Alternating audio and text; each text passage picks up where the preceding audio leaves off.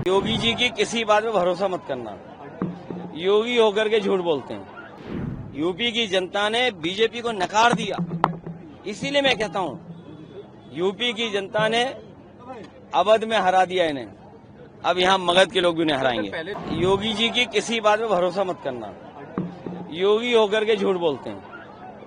आज देश के सामने 1% लोगों पर 62% वेल्थ बढ़ी है। सोचिए आप, पिछले कई वर्षों में 1% लोगों पे 62% वेल्थ बढ़ना, तो सोचिए उत्तर प्रदेश के गरीब के लोगों का क्या हाल होगा।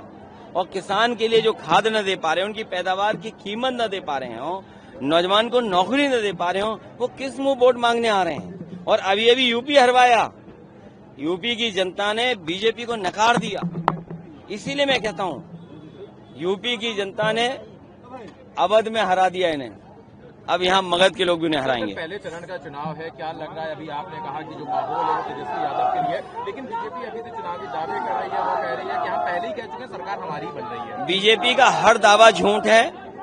उस दावे को मदद करने के लिए कुछ उनके खासम खास चैनल हैं, वो चैनल उद्योगपतियों के हैं, क्योंकि उद्योगपतियों का इंटरेस्ट बीजेपी से है।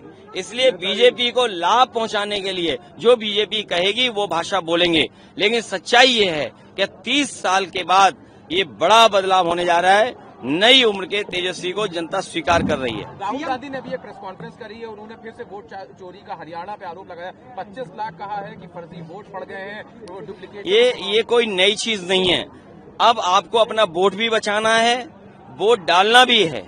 सुनने में आ रहा है बिहार में ये भी कहा जा रहा है घर में रहना, वोट डालने मत आना। यूपी में भी यही किया था। इसलिए जहां वोट अपना बचाना है, वोट कटने से बचाना है, वोटर लिस्ट में वोट लाना है और फिर वोट भी डालना है, ये बड़ी जिम्मेदारी है।